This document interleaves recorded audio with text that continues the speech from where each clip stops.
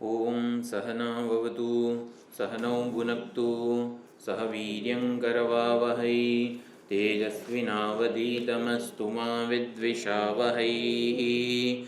ओम शान्ति शान्ति शान्तिः। हरिः ओम श्री गुरुभ्यो नमः। हरिः ओम। सदाशिवसमारम्भां शङ्कराचार्यमध्यमाम् अस्मदाचार्यपर्यन्तां वन्दे गुरुपरम्परां वन्दे गुरुपरम्पराम्।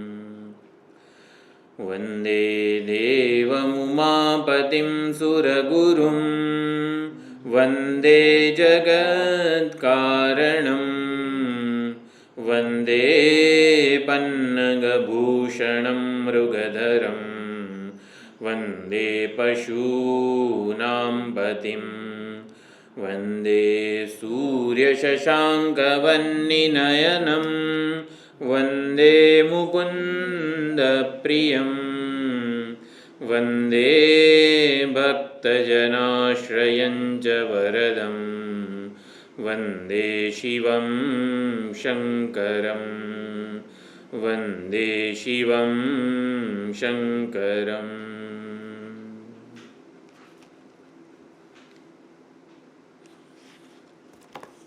બે સમશ્લોકી છે, પાછળના બે શ્લોક એ લઈ લઈએ. શિવાનંદ લહેરીના છેલ્લા બે. ક્રીડાની ગઢપૂતળીયમેસૌ લીલા તમારી બધી, આપે જે સંકલ્પથી રચ્યું છે મારા વડે થઈ રહ્યું. કર્મો જો મારા બધા જ શંભો લીલા તમારી જ છે, તો રક્ષણ મારું હે પશુપતિ આપે જ કરવું ઘટે. અંધારું વ્યાપી રહ્યું જગતને રાત્રિ થતા ઘોરજે, ભેદીને સગળું ઉગ્યો રવિ અને પ્રત્યક્ષ આવી ઉભો. કોટી સૂર્ય સમાનથી અધિક છે તેજઃ પ્રભા આપની, અંધારું શું ઘોર છે હૃદયનું દર્શન દુર્લભ મને. તો આ પ્રમાણે શિવ મહિમના સ્તોત્ર 1-9 શ્લોકોમાં તત્વજ્ઞાન પ્રધાન નિરૂપણ, 10-24માં ભક્તિ પ્રધાન નિરૂપણ છે. ભક્તિ પ્રધાન સ્તુતિ કરી છે ભગવાનની, અને પાછો 25-31 શ્લોકમાં તત્વજ્ઞાન પ્રધાન પ્રતિપાદન થાય છે. તો આપણે જોયું 25મો જે શ્લોક છે મનઃ પ્રત્યક ચિત્તે, 25મો જે શ્લોક છે એ ત્વમ પદાર્થ શોધન, ત્વમ પદાર્થ શોધન એમાં વિચારણા હતી. ત્વમ પદાર્થ શોધનની વિચારણા. મનઃ પ્રત્યક ચિત્તે સવિધમ અવધાય આત્મરુતઃ, એટલે આપણે જે કરવાની સાધના છે ત્વમ પદાર્થ શોધન, એટલે જે જગતનું મૂળભૂત રહસ્ય છે, તત્વ છે, અધિષ્ઠાન છે, એ મારા હૃદયમાં ઉપલબ્ધ છે. એટલે પ્રત્યેગાત્મ સ્વરૂપે, પ્રત્યેક અભિન્ન ચૈતન્ય સ્વરૂપે, સાક્ષી સ્વરૂપે જે તત્વ સ્ફુરી રહ્યું છે મારામાં, એ ત્યાં સુધી આપણે, એટલે એ તત્વનો સાક્ષાત્કાર કરીએ અને ત્વમ પદાર્થ શોધન કહેવાય. એટલે હુંનું સાચું સ્વરૂપ, હુંનું નિર્વિશેષ સ્વરૂપ, નિરુપાધિક સ્વરૂપ જે છે એ ત્વમ પદાર્થ શોધન છે. એટલે એનું અહીંયા અંતર્મુખતાની પરાકાષ્ઠા જ્યાં પહોંચે, એટલે અંતર્મુખતાની અવધિ ક્યાં છે તો સાક્ષીના સ્વરૂપમાં. એ સાક્ષી જે છે અંતર્મુખતાની અવધિ છે. એટલે અંતર્મુખતાની યાત્રા છેવટે ક્યાં જઈને અટકે, પર્યવસાન પામે, તો આ જે પ્રત્યેગાત્મા, પ્રત્યેક અભિન્ન ચૈતન્ય છે જે એમાં. એટલે એનો નિર્દેશ કર્યો. કઈ રીતે કર્યો? પ્રત્યેક અભિન્ન ચૈતન્યનો નિર્દેશ કઈ રીતે કર્યો? 25મા શ્લોકમાં કઈ રીતે કર્યો? યોગીઓ જે આનંદ પ્રાપ્ત કરે છે એ શિવજી તમે છો, અને જે અંતિમ છે જે આનંદના સાગરમાં ડૂબકી લગાવે છે છેલ્લી લીટી. તમારા સિવાય અમે કઈ એવું જોતા નથી. એટલે કોઈ પણ સાધનાની સૌથી અંતિમ સ્થિતિ સમાધિ વગેરે જે કહેવાય છે સાધનાની પરાકાષ્ઠા, તો એવી રીતે સાધના અહીંયા ત્વમ પદાર્થ શોધનમાં સાધના છે અંતર્મુખતા. જે તત્વ હું રૂપે વિલસી રહ્યું છે એનું સાચું સ્વરૂપ શું છે? તત્ કિલ ભવાન, એ તત્વ તમે જ છો. એટલે ત્વમ પદાર્થ શોધન રૂપી સાધના કે પ્રક્રિયા દ્વારા જે તત્વનો સાક્ષાત્કાર કરે છે યોગીઓ, વેદાંતિઓ, સાધકો, એ તત્વ તમે જ છો. એટલે ત્વમ પદાર્થની અવધિ, શોધનની અવધિ રૂપે જે તત્વ છે એ તમે જ છો. એ રીતે એટલે અંતિમ ગંતવ્ય પ્રાપ્તવ્ય જે લક્ષ્ય છે એ તમે જ છો. એ રીતે સ્તુતિ કરી 25મા શ્લોકમાં. 26મા શ્લોકમાં કઈ રીતે સ્તુતિ કરી? તત્પદાર્થ શોધન. એટલે ત્વમ પદાર્થને આપણે સાબુ લગાડીને એટલો શુદ્ધ બનાવીએ કે ત્વમ પદાર્થ સાક્ષાત શિવજી જે નિર્વિશેષ ચૈતન્ય છે ને એના જેવો દેખાય, અથવા તો એ સ્વરૂપે ઉપલબ્ધ થાય. એટલે આપણા હુંને આપણે એટલું બધું શુદ્ધ બનાવવાનું છે ત્વમ પદાર્થ શોધન વગેરે દ્વારા કે હું આપણને સાક્ષાત નિર્વિશેષ શિવ તુરીય ચૈતન્ય જેવો ઉપલબ્ધ થાય. એને ત્વમ પદાર્થ શોધન કહેવાય છે. પંચકોશ ને દેહત્રય ને અવસ્થાત્રય વિવેક એટલે ત્વમ પદાર્થ શોધન એવો અર્થ નથી. આપણે હુંને એટલો શુદ્ધ બનાવીએ, હુંના અર્થને, હુંના પ્રત્યયને, કે એ સાક્ષાત નિર્વિશેષ ચૈતન્ય તુરીય પરમાત્મા જેવું ઉપલબ્ધ થાય એને ત્વમ પદાર્થ શોધન થયું કહેવાય. તો તત્પદાર્થ શોધન એટલે શું? તત્પદાર્થ શોધન એ જે નિરાકાર ને સ્વરૂપ છે એ જ મારા તત્પદાર્થ શોધન. બ્રહ્મ સ્વરૂપ, ચૈતન્ય એ ચૈતન્ય સર્વવ્યાપક છે. નિરાકાર જે ચૈતન્ય સ્વરૂપ છે, સચ્ચિદ આનંદ સ્વરૂપ. તત્પદાર્થ એટલે આપણને જે પરોક્ષ જણાય છે, જગતનું કારણ છે, જેણે જગતને જન્માવ્યું છે, સૃષ્ટિ મંડાણ છે સર્વ એણી ભેરે, જેણે સંકલ્પપૂર્વક સમગ્ર જગતને જન્માવ્યું છે, સંકલ્પપૂર્વક સર્વમાં પ્રવેશ કરી ગયો છે, જે ઈશ્વર તત્વ છે, જેને ઈશ્વર કહેવાય, તત્પદાર્થ કહેવાય, એનું શોધન કરવું છે. વાસ્તવમાં એ કેવો છે? વેશ દૂર કરી. હા, સર્જનહારનો, હા, બરાબર? એ શુદ્ધ જે બ્રહ્મ ચૈતન્ય છે એ તત્પદાર્થ શોધન અહીંયા કીધું. ન વિદ્મસ્તત્ત્વમ વયમિહ દુયત્વમ ન ભવસી. જગતમાં એવું કોઈ તત્વ, કોઈ વસ્તુ, કોઈ પદાર્થ એવો નથી, કોઈ દેશ કાળ સંજોગો એવા નથી કે જે આપ ન હો. એટલે કે સમગ્ર સર્વ રૂપે આપ જ વિલસી રહ્યા છો. સર્વમાં, સર્વરૂપે, સર્વત્ર સર્વરૂપે આપનું જ દર્શન અમે કરી રહ્યા છીએ. તત્પદાર્થ શોધન, તત્પદાર્થ એટલે ઈશ્વર એવું નામ સાંભળતાની સાથે આપણને કોઈક પરોક્ષ લાગે, આપણાથી જુદી કોઈ વસ્તુ લાગે, એનો આપણી સાથે કોઈ એવો મહાન સંબંધ ન લાગે. તત્પદાર્થ શોધનમાંથી એની માયા ઉપાધિના જે ગુણો છે કે જે આપણને લાગે કે આપણા કરતાં જુદું છે, કર્માધ્યક્ષ, સર્વજ્ઞ, સર્વશક્તિમાન, આ બધા તત્વનું શોધન કરીએ, એટલે માયા ઉપાધિ જે છે એને એમાંથી નિર્મૂળ કરીએ તો એ શુદ્ધ ચૈતન્ય સ્વરૂપ હોય, મારાથી જુદું ના હોય. પરંતુ તત્પદાર્થ શોધન એટલે માયા ઉપાધિથી વિશિષ્ટ નહીં, પરંતુ ઉપહિત ચૈતન્ય. એટલે આપણે ઈશ્વરને માયા ઉપાધિ વિશિષ્ટ ચૈતન્ય માનીએ છીએ, જે સર્વજ્ઞ છે, સર્વશક્તિમાન છે, સમગ્ર જગતનું કારણ છે, ઉપાદાન છે. અને જીવને અવિદ્યા ઉપાધિ વિશિષ્ટ ચૈતન્ય માનીએ છીએ, કરતા ભોગતા વગેરે ગુણો તો બુદ્ધિમાં રહેલા છે. ભૂખ તરસ પ્રાણમાં છે, શોક મોહ મનમાં છે. એટલે બધા ધર્મો જે છે એ ઉપાધિમાં છે, અંતઃકરણ રૂપી ઉપાધિ વગેરે. અંતઃકરણ ઉપાધિ વિશિષ્ટ ચૈતન્યને જીવ માનીએ છીએ. હકીકતમાં સાક્ષી એટલે ઉપાધિ ઉપહિત ચૈતન્ય, એવી જ રીતે માયા ઉપાધિ ઉપહિત ચૈતન્ય, એવી રીતે તત્પદાર્થ અને ત્વમ પદાર્થ શોધન થાય. અને એ આપ જ છો એ રીતે. એટલે ત્વમ પદાર્થ શોધન રૂપે યોગીઓ, બીજા બધા સાધકો વેદાંતના, એ પણ આપનો જ સાક્ષાત્કાર કરે છે. તત્પદાર્થ શોધન રૂપે પણ હે શિવજી બધા આપનો જ સાક્ષાત્કાર કરે છે, આપ જ ઉપલબ્ધ થાઓ છો. તત્પદાર્થના શોધનની અવધિ રૂપે પણ ભગવાન તમે જ સર્વના અંતઃકરણમાં ઉપલબ્ધ થાઓ છો. 26મા શ્લોકમાં અષ્ટમૂર્તિ અથવા તો વિશ્વમૂર્તિ વિરાટ સ્વરૂપે ભગવાનની સ્તુતિ કરી સમગ્ર જગતમાં જે વ્યાપ્ત તત્વ છે, જગતનું કારણ, જગતના અધિષ્ઠાન રૂપે આપ જ છો. એવી રીતે 26મા શ્લોકમાં કીધું. 27મો શ્લોક ઓમકાર રૂપી પદ જે છે, ઓમકાર એ અક્ષર છે, પદ છે. એટલે ઓમકાર કેવી રીતે પરમાત્માના વ્યસ્ત અને સમસ્ત રૂપનો નિર્દેશ કરે છે એ વાત છે. વિચારભાથુ શિવ મહિમના સ્તોત્રમાં સૌથી ડેન્સ વિચારભાથુ 27મો શ્લોક આપે છે. 27મો શ્લોક ઓમકારની ઉપાસના, ઓમકારનું જ્ઞાન વગેરે. 28મો જે શ્લોક છે, 28મો અને 26મો, એટલે 26માં 8 મૂર્તિ, અષ્ટમૂર્તિ રૂપે ભગવાનનું નિરૂપણ કર્યું, પ્રતિપાદન કર્યું. એ અષ્ટમૂર્તિના 8 નામ છે. ભવશર્વો રુદ્ર, એટલે જાણે કે એકબીજા સાથે કનેક્ટેડ છે. તો પહેલાં 28મો શ્લોક આપણે લઈ લઈએ.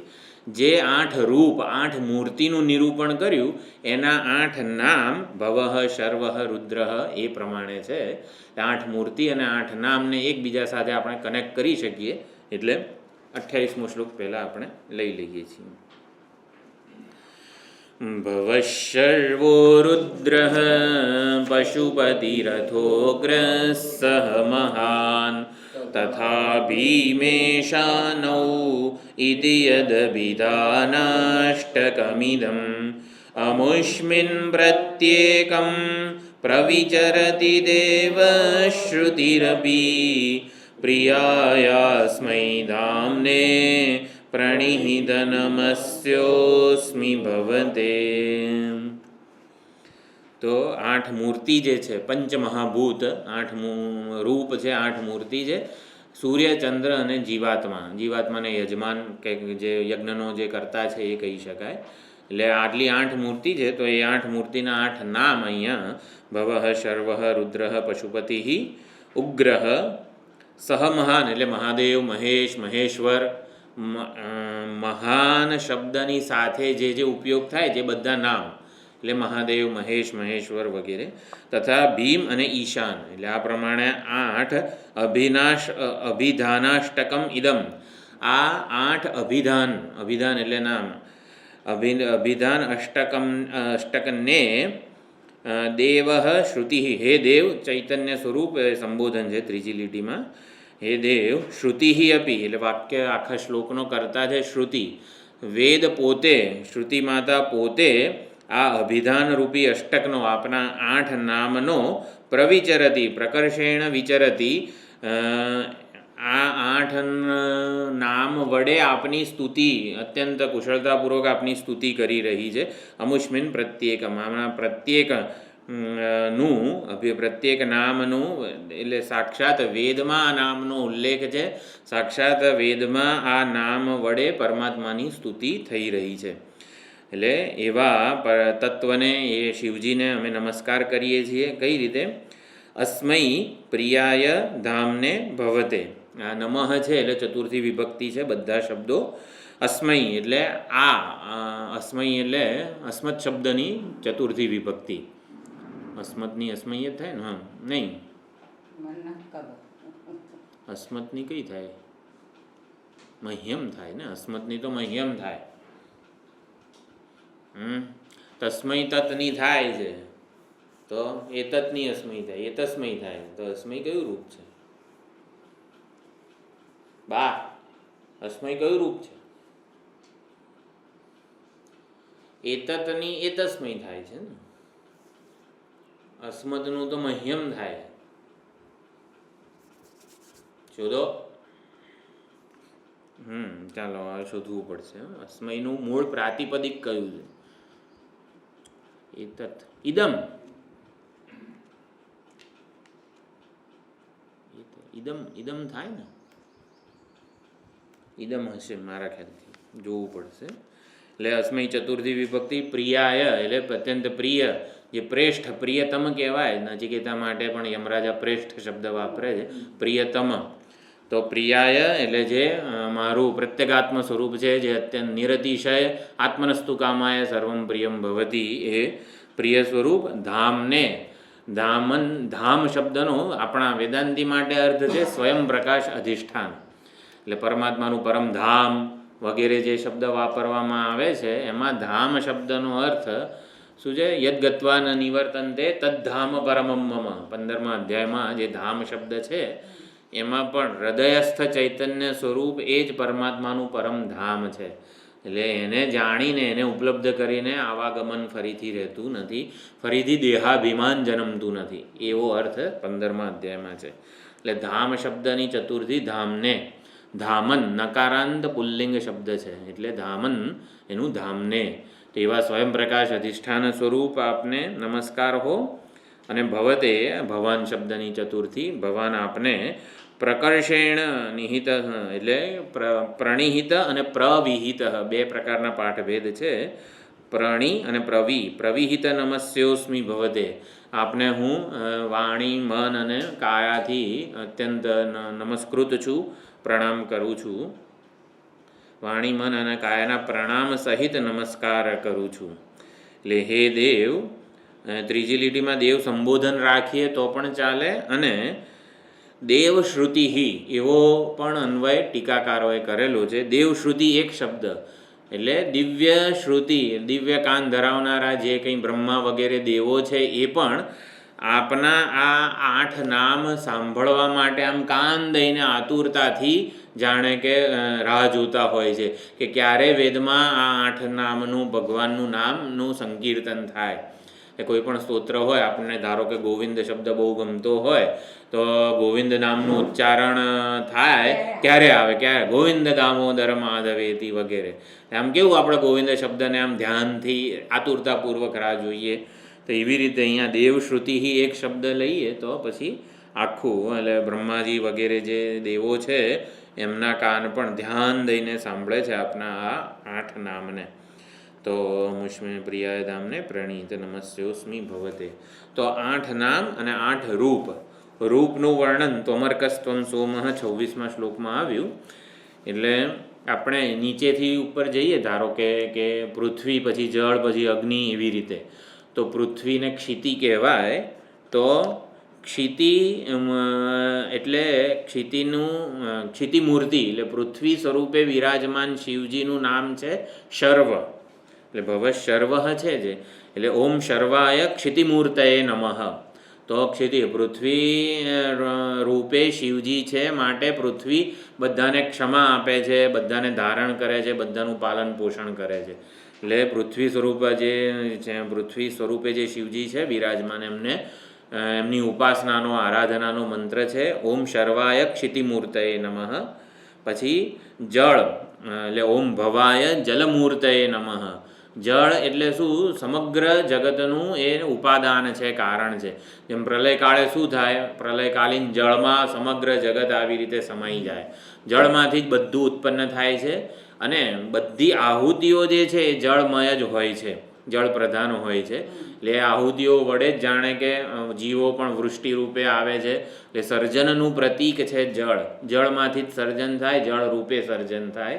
એટલે એને ભવ કીધું છે. ભવતી એટલે ભવ, તો જેમાંથી જન્મ થાય છે સંસારનો, જીવોનો, એને ભવમૂર્તિ કીધા છે. એટલે ઓમ ભવાય જલમૂર્તયે નમઃ. પછી અગ્નિ, એટલે પૃથ્વી, જળ, અગ્નિ. અગ્નિ મૂર્તિ કોણ છે? રુદ્ર. જે રુદ્ર છે, જે રુદ્રાય અગ્નિમૂર્તયે નમઃ. એ મંત્ર દ્વારા, મંત્રના જપ દ્વારા રુદ્ર મૂર્તિ જે છે એની ઉપાસના, આરાધના કરાય. જે રડાવે છે વગેરે સુંદર અર્થ કરેલા છે બધા. પછી ઉગ્રાય વાયુમૂર્તયે નમઃ. તો વાયુની જેમ જે ઉગ્ર છે એવા શિવજીને નમસ્કાર. ભીમાય આકાશમૂર્તયે નમઃ. પશુપતયે યજમાનમૂર્તયે નમઃ. મહાદેવાય સોમમૂર્તયે નમઃ. ઈશાનાય સૂર્યમૂર્તયે નમઃ. તો આ પ્રમાણે 8 નામ અને 8 અભિધાન, 8 અભિધાન અને 8 એના રૂપ. આ રીતે 26મો અને 28મો શ્લોક એક સાથે આપણે જોડીને સમજવાનો છે. એટલે 28મા શ્લોકની જે સંગતિ છે એ એવી છે કે 27માં જે ઓમકાર વગેરે ઉપાસના કીધી એનો અધિકાર પ્રાપ્ત ન થયો હોય, ઓમકાર રૂપી આલંબન વડે પરમાત્માનું ધ્યાન કે ઉપાસના કેવી રીતે કરાય એની હજી સૂક્ષ્મતા એકાગ્રતા વગેરે પ્રાપ્ત ન થયું હોય, એવું ઉપનિષદનું ખાસ મહાન શ્રવણ ના થયું હોય તો પછી ભગવાનનું ધ્યાન કઈ રીતે કરી શકાય? તો ભવઃ શર્વઃ, ઓમકાર એ પણ પરમાત્માનું નામ છે, અભિધાન છે. એના વડે આપણને ઓમ શબ્દ બોલતા કંઈ એવા રીતે મહાન આપણા ઈષ્ટ દેવતા કે કોઈ યાદ નથી આવતું, તો પછી ભવઃ શર્વઃ રુદ્રઃ આ બધા નામ વડે પણ તમે ભગવાનની ઉપાસના આરાધના કરી શકો. એટલા માટે આ પ્રમાણે સંગતિ મધુસૂદન સરસ્વતીજી આપે છે. સર્વ જન સાધારણ મંત્રો કે જેનાથી સર્વ લોકો ઉપાસના કરી શકે, અર્થનું અનુસંધાન કરી શકે. મંત્રૈહિ અર્થાઃ સ્મર્તવ્યાઃ, તો મંત્ર પોતે દેવતા છે. એટલે શરૂઆતના જે આપણા પૌરાણિક કાળમાં રામ કૃષ્ણ વગેરે રૂપ આવ્યા, આકાર આવ્યા આપણા ઈષ્ટ દેવતાના, શંકર ભગવાન, કૈલાસવાસી, ગંગાધર વગેરે વગેરે. વૈદિક કાળમાં કોઈ રૂપ નહોતું, કોઈ આકાર નહોતો, વિગ્રહ નહોતો દેવતાઓનો. તો વજ્રહસ્ત પુરંદર, તો જે મંત્ર છે ને, ઇન્દ્રનું રૂપ કેવું હોય તો વજ્રધારી એ ઇન્દ્રનું રૂપ. તો ઇન્દ્રાય સ્વાહા, ઇન્દ્ર જે છે વગેરે, ઇન્દ્ર એટલે પરમાત્મા. તો આ રીતે મંત્રાત્મક જ દેવતાઓ હતા. એટલે મંત્ર જ એમનો ઇન્દ્રનો વિગ્રહ હતો, મૂર્તિ હતી વૈદિક કાળમાં. એ લોકોને રૂપના આલંબનની જરૂર નહોતી પડતી વૈદિક કાળના બધા ઉપાસકો ઋષિમુનિઓને. પછી પૌરાણિક કાળમાં વેદવ્યાસજીના પુરાણોને બધું આવ્યું, એટલે આ બધી સુંદર વ્યવસ્થા ભગવાનમાં આપણું મન સરળતાથી પરોવાઈ શકે એટલા માટે વેદવ્યાસજીએ આ બધું પુરાણો રચ્યા કે જેથી સંબંધ આપણો પરમાત્મા સાથે થઈ શકે. એટલે અર્થનું અનુસંધાન સરળતાથી થાય, મંત્રની ભક્તિ થઈ શકે. એટલે મંત્ર સાથે આપણું તાદાત્મ્ય થાય. જેમ કે કેવું, અમુક ગીતાનો શ્લોક આપણને અમુક શ્લોક બહુ ગમતો હોય, તેષામહમ સમુદ્ધરતા મૃત્યુ સંસાર સાગરાત. ભાઈ ગીતાનો કયો શ્લોક બહુ ગમે છે? તો દરેકને જુદો જુદો ગમતો હોય. ભગવાન આપણા માટે આ સંસાર બંધનમાંથી સમુદ્ધરતા બને, બધાને ઘણાને એ ગમે.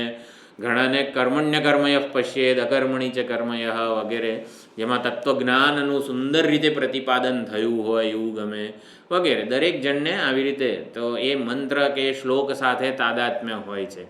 તો એવી જ રીતે મંત્ર સાથે તાદાત્મ્ય થાય તો મંત્ર શક્તિથી આપણું હૃદય શુદ્ધ થાય, પરમાત્માના આપણને ઉપાસ્ય દેવનો સાક્ષાત્કાર થાય અને અનુસંધાન થઈ શકે. એટલે મનનાત ત્રાયતે ઇતિ મંત્ર, તો મનન કરવાથી જે આપણું ત્રાણ કરે, રક્ષણ કરે એને મંત્ર કહેવાય છે.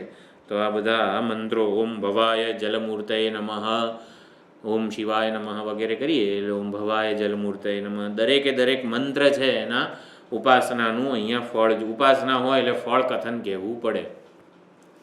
તો દરેકે દરેકમાં ટીકાકારો જે છે મધુસૂદન સરસ્વતીજી વગેરે એ આખી ઉપાસનાનું વિધાન વગેરે બધું કરેલું છે. એટલે ભવતી ઓમ ભવાય જલમૂર્તયે નમઃ, ભવઃ એટલે ભવતી ઇતિ ભવઃ, તો જે જન્મે છે એને ભવ કહેવાય. ભવતી અસ્માત ઇતિ ભવઃ, તો જેમાંથી જન્મ થાય છે એને પણ ભવ કહેવાય. જે જન્મે છે એને પણ ભવ કહેવાય, જેમાંથી જન્મ થાય છે એને પણ ભવ કહેવાય. એટલે બંને શિવજી જ છે. શિવજી જ કલ્પયતી આત્મના આત્માનમ, સ્વપ્નમાં કોણ જન્મે છે? હું પોતે જ જન્મું છું અને મારામાંથી જ જન્મ થાય છે બધો. એટલે બંને રીતે જન્મ કે સૃષ્ટિ જે છે, સૃષ્ટિ જેમાંથી થાય છે એ પણ શિવજી છે. સૃષ્ટિ એટલે ચૈતન્ય છે, અને સૃષ્ટિ રૂપે જે પ્રગટ થાય છે એ પણ ચૈતન્ય છે. એટલે જન્મીને અસ્તિત્વમાં આવે, બનવાની થવાની પ્રક્રિયામાંથી જે પસાર થાય કે જેમાં સતત આ બનવાની જન્મવાની પ્રક્રિયા ચાલુ હોય એને પણ ભવ કહેવાય. એટલે સંસારને પણ ભવ કીધો છે અને એના કારણને પણ ભવ કીધેલો છે. એટલે કાર્ય અને કારણ બંને રૂપે જે તત્વ વિલસી રહ્યું છે ને એ શિવજી જ છે. એટલે આપણા માટે કઈ રીતે ભવ શબ્દ આમ વિચારભાતું વેદાંતનું પ્રદાન કરે. કાર્ય અને કારણ રૂપે જે તત્વ વિલસી રહ્યું છે એ શિવજી જ છે. એટલે કાર્ય અને કારણ રૂપે જે કઈ છે એ બધું જ શિવજી છે. કાર્ય અને કારણ બંને આવી ગયું તો બધું આવી ગયું.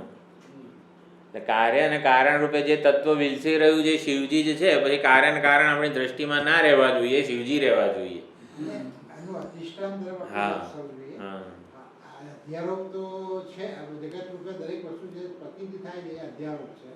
એનું અધિષ્ઠાન સચ્ચિત આનંદ નામ ને રૂપ, કારણ કે પેલો આકાર બન્યો, આકારને કોઈ સ્પેસિફિક નામ આપવાનું. બરાબર, એટલે એ તો દેખીતી વસ્તુ નામ તો અધ્યારોપિત જ છે. છે. આકારનું સર્જન થયું અને નામ અધ્યારોપ થયું. એનું અધિષ્ઠાન કોણ? સચ્ચિત આનંદ જે છે.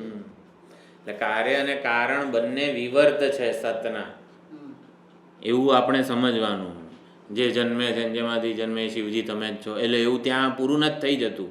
આપણી વિચારણા કાર્ય અને કારણ રૂપે જે તત્વ વિલસી રહ્યું છે શિવજી તમે જ છો, એવું ભવ મૂર્તિ આપણને ભવના અંતિમ નિર્વિશેષ સ્વરૂપ સુધી દોરી જવી જોઈએ. એટલે જે આપણે જેમ કે સાધનનો ઉપયોગ કરીએ, ગાડી કે ગમે તે, આશ્રમ જવું છે, પછી એની ચરિતાર્થતા, એ સાધનની કૃતાર્થતા, એટલે એણે પોતાનું કાર્ય પૂરું ક્યારે કર્યું કહેવાય? આપણા લક્ષ્ય સુધી પહોંચાડે ત્યારે. તો ભવ એ નામ છે, સાધન છે. ઓમ ભવાય જલમૂર્તે નમઃ જે મંત્ર છે એ ઉપાસના દ્વારા આપણને ક્યાં સુધી લઈ જવો જોઈએ?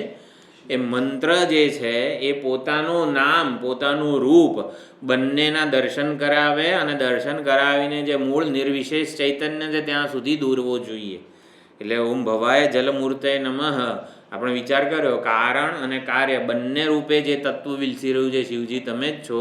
એટલે કે કાર્ય અને કારણ બંને શિવજીના જ વિવર્ત છે, સત સ્વરૂપ શિવજીના અસ્તિત્વના જ વિવર્ત છે. સત સ્વરૂપ શિવજી જ કાર્ય અને કારણ રૂપે તાંડવ નૃત્ય કરી રહ્યું છે. એટલે એ એનો દેખાડો છે. કાર્ય અને કારણમાં સત્ય બુદ્ધિ નથી કરવાની, કાર્ય અને કારણ શિવજી પરનો અધ્યારોપ જ છે, એવું આપણે સમજવાનું છે. એ કાર્ય અને કારણમાંથી સત બુદ્ધિ, સત અસ્તિત્વ છે એ શિવજીનું છે.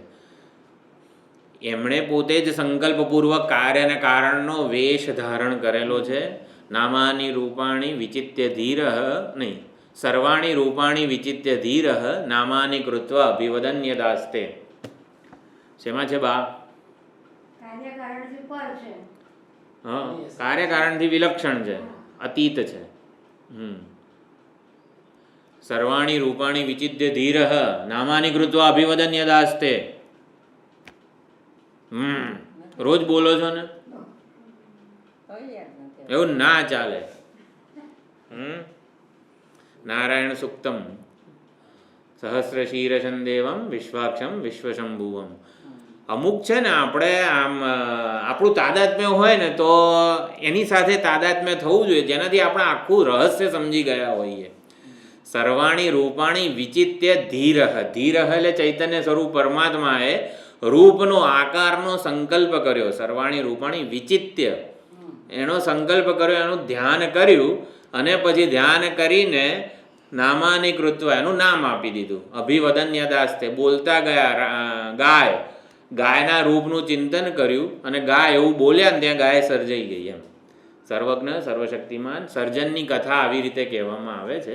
સર્વાણી રૂપાણી વિચિત્ય ધીરઃ, રૂપોનું ચિંતન કર્યું, સંકલ્પ કર્યો, કલ્પના કરી અને નામ આપ્યું કે આને ગાય કહેવાય, આને આ કહેવાય, આને સૂર્ય કહેવાય, આને ચંદ્ર કહેવાય. આ પ્રમાણે ભવતી અસ્માત એટલે ભવ શબ્દ જે છે આ રીતે આપણને આપણા ઈષ્ટ જે નિર્વિશેષ ચૈતન્ય છે ત્યાં સુધી દોરી જાય છે. ભવ્યવાન ભવઃ જે ભવ્યતાવાળું છે એને પણ ભવ કહેવાય. જે સુંદર છે, મહાન છે, એ બધું ભગવાન ભવ સ્વરૂપ તમે જ છો, જે કલ્યાણકારી છે વગેરે. એટલે આમ ઓમ ભવાય જલમૂર્તયે નમઃ. પછી બીજું છે ઓમ શર્વાય ક્ષિતિમૂર્તયે નમઃ. તો ક્ષિતિ એટલે પૃથ્વી, જે ક્ષમા આપવાના સ્વભાવવાળી છે, એનાથી વધારે ક્ષમા કોઈની પાસે નથી. એટલે પૃથ્વી તત્વ જે છે એમાં ક્ષિતિ કહેવામાં આવેલું છે. એટલે એ સર્વ નામધારી શિવજી જ છે. તો સર્વ એટલે આમ તો સર્વનો અર્થ શરણદ, શરણ્ય એટલે કે શરણ આપે છે બધાને, બધાને આવી રીતે સ્વીકારે છે, જેવા છે ને એવા. શરણ આપે છે એટલે શું કે માં એટલે દીકરાથી ગમે તે આમ આવી રીતે તોફાન થયું હોય તો બાપથી એ ડરે, હમણાં લાફો મારશે મને, પણ માથી ડરે નહીં. માં આગળ કંઈ ને કંઈક કરીને પણ આમ માથી રક્ષણ મેળવી લે. એને ખબર છે માં આવી રીતે મને સ્વીકારશે, સંકોચ નથી એને માં પાસે. તો એવી રીતે શરણ છે એટલા માટે. તો શર્વ એટલે શરણદ, એટલે જે શરણ પ્રદાન કરે છે એવા ક્ષિતિમૂર્તિ ભગવાન શર્વને નમસ્કાર હો. અહીંયા શર્વનો અર્થ દક્ષિણામૂર્તિ પણ કરેલા છે. દક્ષિણામૂર્તિ ભગવાન રૂપે પ્રગટ થઈને જ્ઞાનનો ઉપદેશ આપ્યો. જ્ઞાનની શરણે આ બધાને, સનતકુમારથી માંડીને બધા અત્યારે જે આપણે બધા જ્ઞાન સાધના કરી રહ્યા છીએ, બધા જિજ્ઞાસુ સાધકોનું શરણ છે શિવજી, સર્વ સ્વરૂપ શિવજી. તો શરણદાતા છે, દક્ષિણામૂર્તિ સ્વરૂપે જ્ઞાનનું શરણ, જ્ઞાનનો ઉપદેશ વગેરે આપે છે. એટલે સર્વનામધારી શિવજીનો જપમંત્ર છે ઓમ શર્વાય ક્ષિતિમૂર્તએ નમઃ. જ્ઞાનની શરણે લઈ જાય છે, જ્ઞાનની શરણે લઈ જઈને અવિદ્યા વગેરેનો નાશ કરે છે. શૃણોતિ અવિદ્યામ વાતી ચ બ્રહ્મ ઇતિ શર્વ.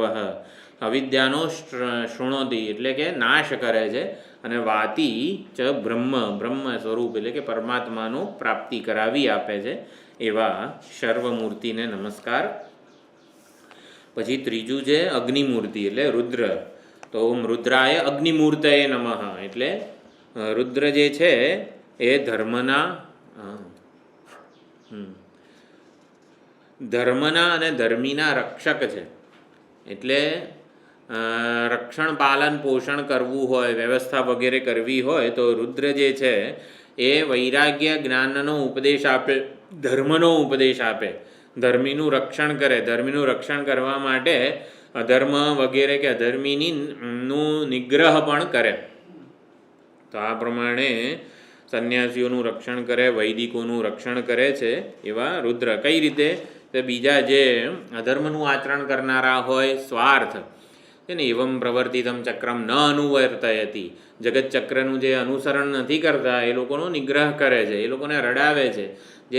જે ઇન્દ્રિયારામ છે, માત્ર પોતાનું જ સાચવે, જગતમાં પ્રદાન ન કરે એવા લોકોને રડાવે છે. એટલે રુદ્ર કીધા છે. અને એ દ્વારા એ લોકોને સન્માર્ગે, કે એમનું કલ્યાણ થાય એ માર્ગે દોરે છે. એટલે રુદ્ર રડાવે છે એટલે નિગ્રહ કરે છે, એટલે એમને સન્માર્ગે આવી રીતે લાવવામાં મદદરૂપ કરે છે.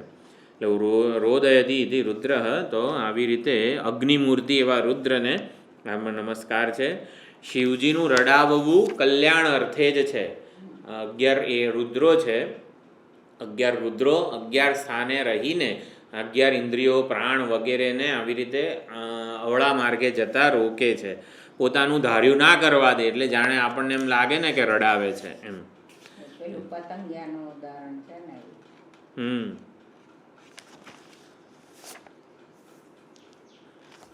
અને અધિકારી જે છે એ લોકોને તો આવી રીતે આ શરણ જે છે સર્વમૂર્તિ જ્ઞાન વગેરે આપે.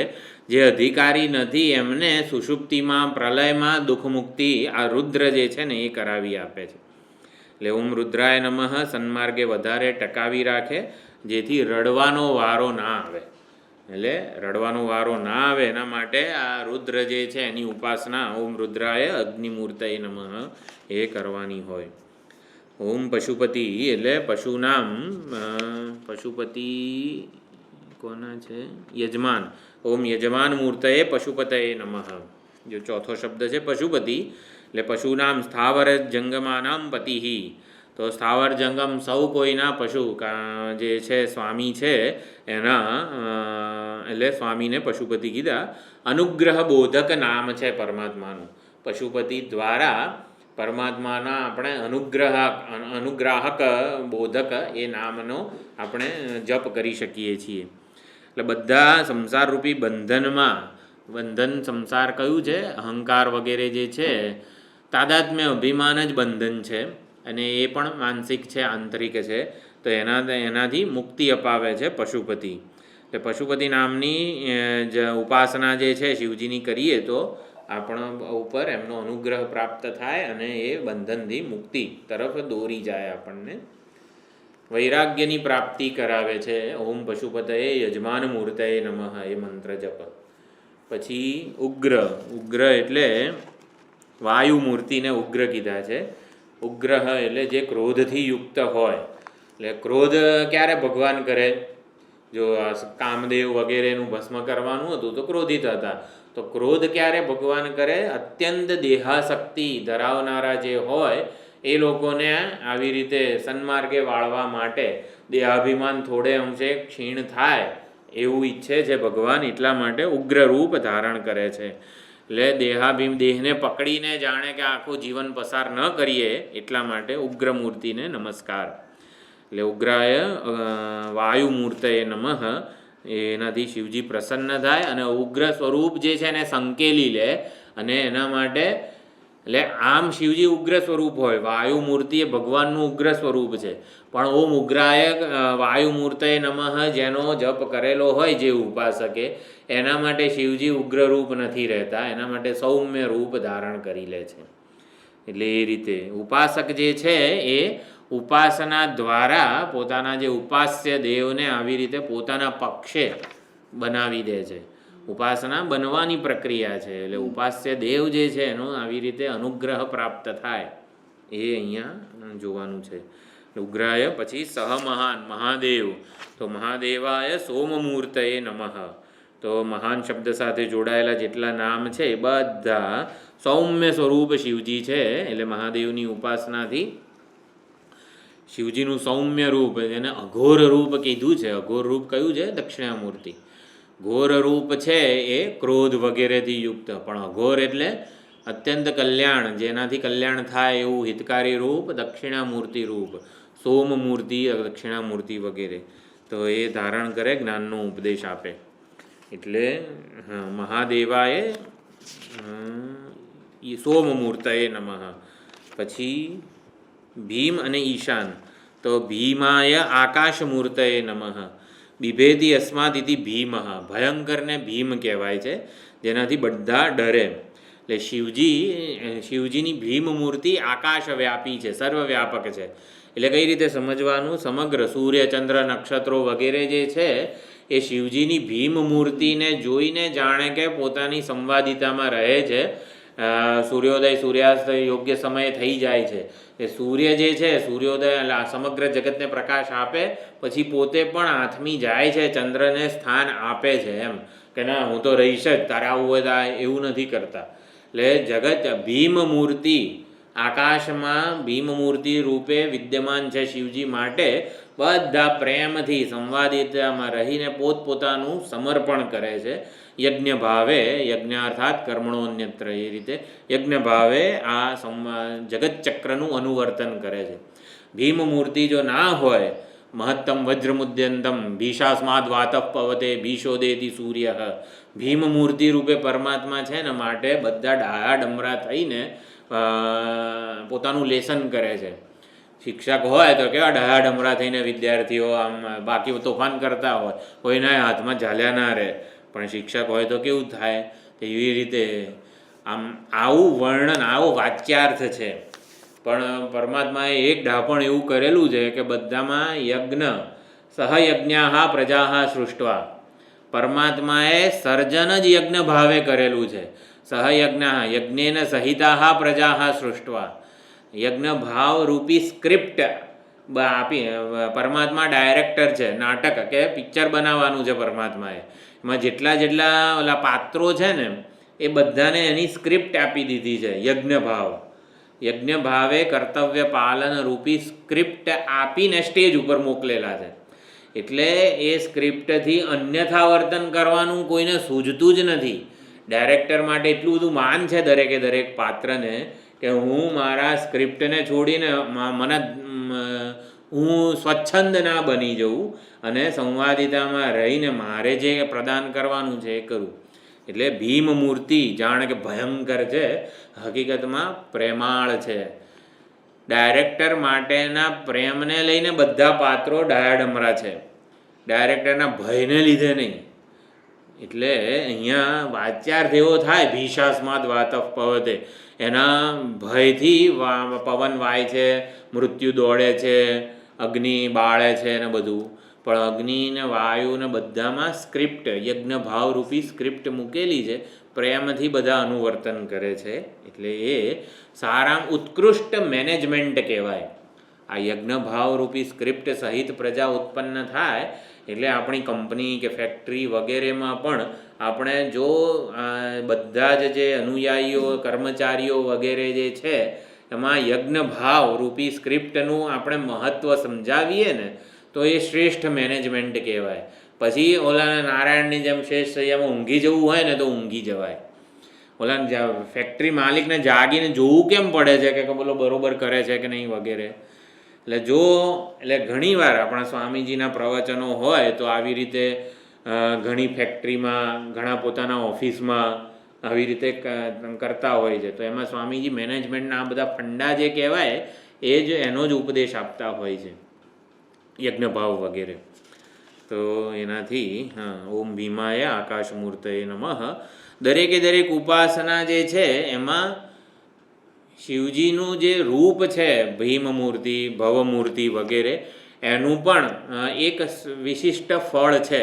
એટલે ભીમમૂર્તિની ઉપાસના કરીએ તો સત્તાની પ્રાપ્તિ થાય. એટલે કંઈક મને મળવું જોઈએ બીજા કરતાં કંઈક વિશેષ. તો એના માટે પણ ઉપાસનાઓ અને કર્મો દેહાભિમાની કે કામીને સુખ માટે જ વિહિત છે. એટલે દેહાભિમાનીને સુખી થવું હોય તો વૈદિક કર્મો અને ઉપાસનાઓ જ કરવા પડે. એના વગર સુખ પ્રાપ્તિનો બીજો કોઈ રસ્તો આની પાસે નથી. અત્યારે આપણે કયા વૈદિક કર્મોની ઉપાસના કરીએ? જાણે કે આપણે તો જે જોબ વગેરે કરી છે એના દ્વારા ધન વગેરે અર્જિત કરીએ છીએ. તો આપણે જે કોઈ આપણે જોબ આપણે 20 વર્ષ પહેલાં રિટાયર ના થયા ત્યારે જે જોબ કરતા હતા એ આપણું વૈદિક કર્મ, એ આપણું ઈશ્વરે સોંપેલું. આપણને જે ફેક્ટરીમાં કે જ્યાં નોકરી મળી એ ઈશ્વરની આજ્ઞાથી ઈશ્વરને, એટલે એ આપણું વૈદિક કર્મ થઈ ગયું. ઈશ્વરે સોંપેલું છે માતા તરીકેનું, પિતા તરીકેનું વગેરે દરેક કર્તવ્ય આપણું વૈદિક. એના દ્વારા એટલે આ હું વૈદિક કર્મ કરવા દ્વારા યજ્ઞ ભાવ મારો જાળવું છું અને સમાજમાં મારા કુટુંબમાં વગેરે આ પ્રમાણે પ્રદાન કરું છું. એટલે આ વૈદિક કર્મો કરીએ ને તો જ સુખ મળે. એટલે આપણે હવે અત્યારે ઇન્ટરપ્રિટેશન કરવાનું દરેક વસ્તુનું. અને ઉપાસના એટલે જે કરીએ ને એમાં ઉત્સાહ છે, તત્પરતા છે, કમિટમેન્ટ છે કે હું શ્રેષ્ઠમાં શ્રેષ્ઠ રીતે કરું. કઈ રીતે? કે ભાઈ હું કરું છું ને એની ઈશ્વર નોંધ લઈ રહ્યો છે. ક્રતૌ સુપ્તે જાગ્રત ત્વમસી ફલયોગે ક્રતુમતામ. એટલે તમે જાગો છો ભગવાન, હું આ કર્મ કરું છું એની સાક્ષી સ્વરૂપે નોંધ લઈ રહ્યા છો અને માટે તમને સમર્પણ કરું છું, તમે એના કરતા છો, માલિક છો વગેરે. એટલે કર્મોને ઉપાસનાઓથી જ સુખી થવાય. દેહાભિમાનીને સુખી થવું હોય તો કર્મોને ઉપાસનાઓ જ કરવા પડે. એટલે કંઈક સત્તાની પ્રાપ્તિ કરવી હોય, કંઈક આપણે આવી રીતે કામના હોય તો ભીમાય આવી રીતે આકાશમૂર્તયે નમઃ એ મંત્રનો જપ કરીએ તો આ પ્રાપ્તિ પણ થાય. એટલે દરેક 8 નામનું 8 મંત્ર જપની એક વિશિષ્ટ ફળ પણ છે જ. પણ આપણે કઈ રીતે અર્થઘટન કર્યું ભવ શબ્દનું? તો કે ભવ એટલે કાર્યકારણ વિવર્ત દ્વારા જ્ઞાન વિચારણા ભાતું જ આપણે ગ્રહણ કરેલું છે. પછી ઓમ ઈશાનાય સૂર્યમૂર્તયે નમઃ. તો ઈશાન એટલે સૂર્ય, ઈશાન એટલે શાસક, જે શાસન કરે છે એને ઈશાન કહેવાય. ઈશાનઃ સર્વ વિદ્યાનામ ઈશ્વર સર્વભૂતાનામ. એ પ્રમાણે અંતર્યામી અને અંતરાત્મા રૂપે પરમાત્મા બધાનું શાસન કરે છે. શાસન હંમેશા પ્રેમથી અને વાલથી થાય. શાસન કોઈ આવી રીતે ક્રોધ વગેરેથી ના થાય. શાસન કરવાનું ડાહપણ જે છે ને પ્રેમ કે વાલ જ છે. એટલે પ્રેમથી માણસ, શ્રી કૃષ્ણ પરમાત્માએ 18 અધ્યાયમાં શાસન જ કર્યું છે. કઈ રીતે? પ્રેમથી અર્જુનને એ વિચાર ભાથું આપ્યું કે જેથી એ પોતે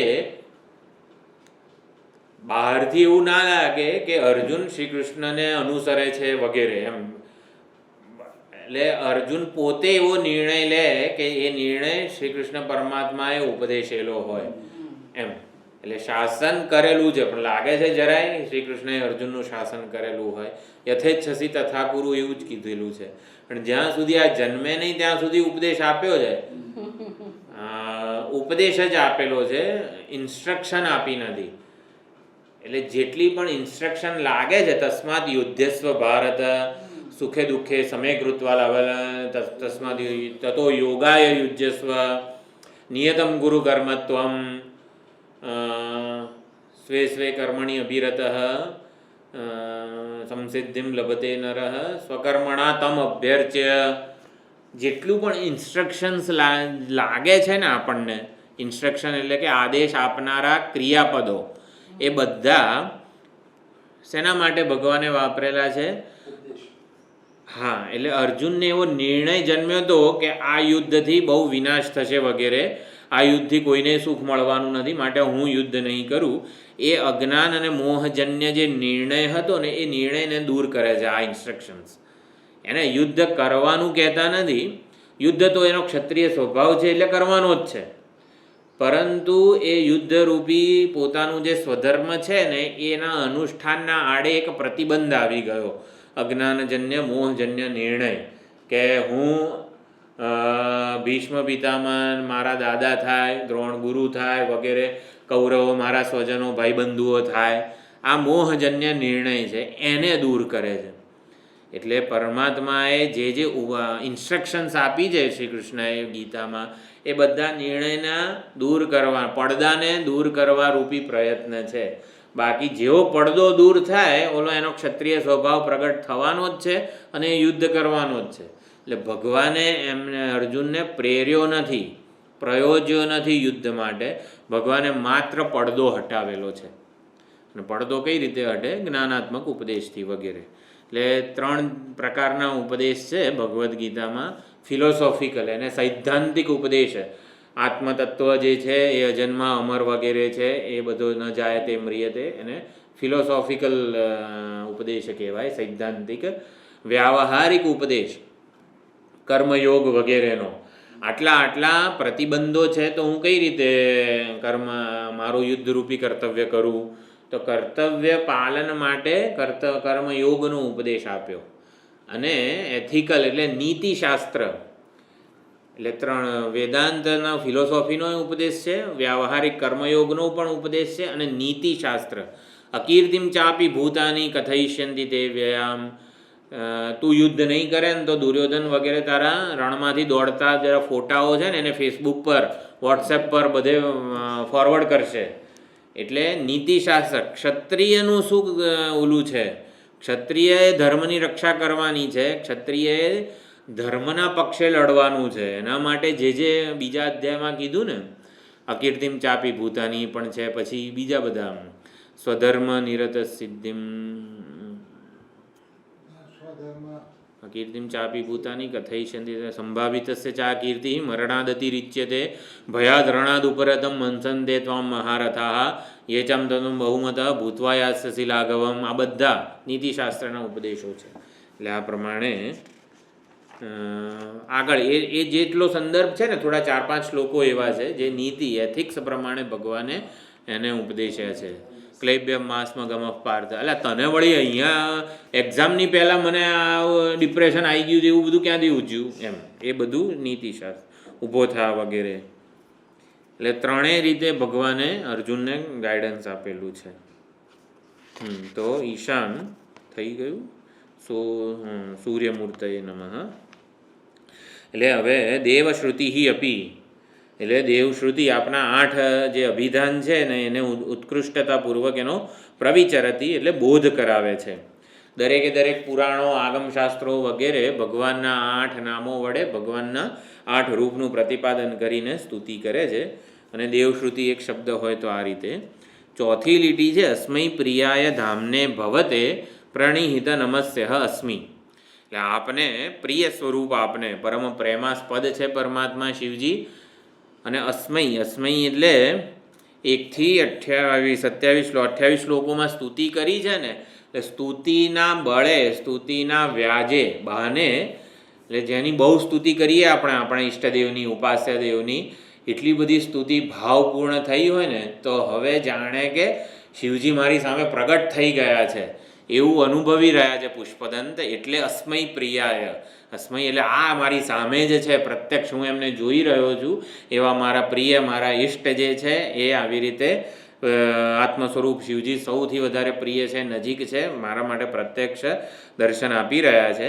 અને અસ્મૈ ધામને, ધામ એટલે સર્વ પ્રકારનું શરણ્ય થવા યોગ્ય, એટલે શરણ સ્થાન અથવા તો સ્વયં પ્રકાશ ચૈતન્ય સ્વરૂપ અધિષ્ઠાન એવો પણ અર્થ છે. ધામ શબ્દ એના માટે વપરાય છે, પરમધામ યદ્ગત્વા ન નિવર્તન્તે, એટલે જ્યાં પહોંચ્યા પછી બીજે ક્યાંય જવાનું બાકી રહેતું નથી, જેને જાણ્યા પછી બીજું કંઈ જાણવાનું બાકી રહે, જેને મળ્યા પ્રાપ્ત કર્યા પછી બીજું કાંઈ જીવનમાં પ્રયોજન કે અર્થ અધૂરો રહેતો નથી, એને ધામ કહેવાય. એટલે રહેઠાણ એવું ખરું? ધામ એટલે નિવાસ સ્થાન, રહેઠાણ.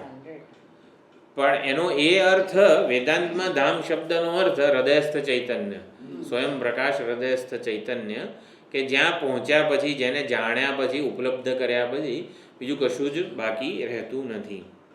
એટલે એવા પરમાત્માને પ્રવિહિત અને પ્રણિહિત નમસ્ય અસ્મિ, એટલે એવા પરમાત્માને હું આવી રીતે ધ્યાન સહિત ખાલી નમસ્કાર કરીએ એના કરતાં જ્યાં આપણે નમસ્કાર કરીએ છીએ એવા ભગવાનના ચરણોના ધ્યાનપૂર્વક હું ભગવાનના શરણે નમસ્કાર કરું છું. એટલે પ્રકર્ષેણ, પ્રકર્ષ શું છે નમસ્કારમાં પ્રકર્ષ? તો ભગવાનના ચરણોના ધ્યાનપૂર્વક હું આવી રીતે ભગવાનની ચરણમાં આવી રીતે નમસ્કાર કરું છું. આ નમસ્કાર સિવાય બીજું કંઈ સૂઝતું નથી મને. હું નમસ્કાર કરવા દ્વારા મારા જે અહંકાર વગેરે ઉપાધિ છે એને જ પવિત્ર કરું છું. એટલે ભગવાન આપને હું બીજી કોઈ સેવા કરું એવું મને જણાતું નથી. તો આ પ્રમાણે 28મો શ્લોક બહુ સુંદર રીતે 26મો અને 28મો આ રીતે આપણે ભેગા જોડીને સમજવાના છે. એટલે મહાદેવની જે અષ્ટમૂર્તિ છે જેના 26મા શ્લોકમાં અષ્ટમૂર્તિ કીધા, એના અષ્ટ નામ 28મા શ્લોકમાં છે. એટલે ભવમૂર્તિ એટલે જળ તત્વ, શર્વમૂર્તિ એટલે પૃથ્વી તત્વ, રુદ્રમૂર્તિ એટલે અગ્નિ, વડવાનલ અગ્નિ, પશુપતિ એટલે યજમાન મૂર્તિ આત્મા અંતર્યામી રૂપે જે છે એ, ઉગ્ર એટલે વાયુ તત્વ ઉગ્રમૂર્તિ, મહાન સહમહાન એટલે સોમમૂર્તિ, ભીમ એટલે આકાશ મૂર્તિ સર્વવ્યાપી, અને ઈશાન એટલે સૂર્યમૂર્તિ. તેવા આપની 8 મૂર્તિ 8 નામને આવી રીતે સ્તુતિ કે મહિમા સમગ્ર વેદોમાં ગવાયેલો છે. એટલે આપની આરાધનાનો આ એક જ પ્રકાર નમસ્ય શબ્દ છે, પ્રવિહિત નમસ્ય. નમસ્ય રામ પ્રથમ વિભક્તિ, નમસ્ય એટલે નમન કરેલો છું, એમ નમસ્કૃત છું એવી રીતે. તો એક જ પ્રકાર આપની આરાધનાનો નમસ્કાર નમસ્કાર નમસ્કાર એ જ હું જાણું છું. એટલે ભગવાનની સહન શક્તિ પૃથ્વી રૂપે પ્રગટ થઈ છે, એમાં બહુ સુંદર લખેલું છે. ભગવાનની સંહાર શક્તિ અગ્નિ તત્વ રૂપે પ્રગટ થઈ. ભગવાનનો સ્વચ્છંદ વૃત્તિરૂપી શું લખેલું છે, પશુપતિ રૂપે પ્રગટ થયા છે. સ્વચ્છંદ વૃત્તિઓનો નિગ્રહ આમાં લખેલું છે એવું કંઈ.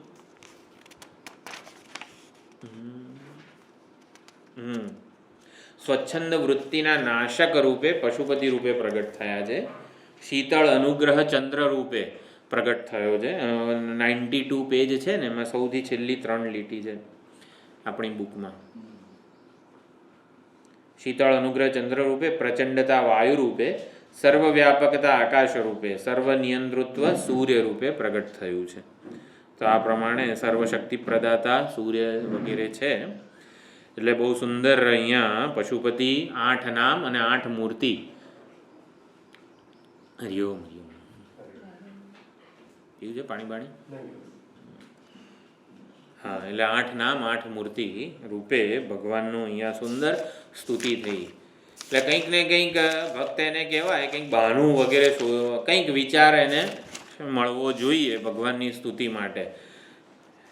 એટલે અહીંયા સૌથી છેલ્લો જ્યારે શ્લોક આવશે ને ત્યારે આમ બધા ભક્તો પુષ્પદંતને કહે છે, એટલે હજી કરો ને સ્તુતિ, હજી કરો ને, અમને બહુ મજા આવે છે. એટલે પુષ્પદંત એવું કહે છે કે આટલી સ્તુતિથી ભગવાન પ્રસન્ન થઈ જશે એમ, એટલે હવે કંઈ વધારે એવું નથી કરવાનું.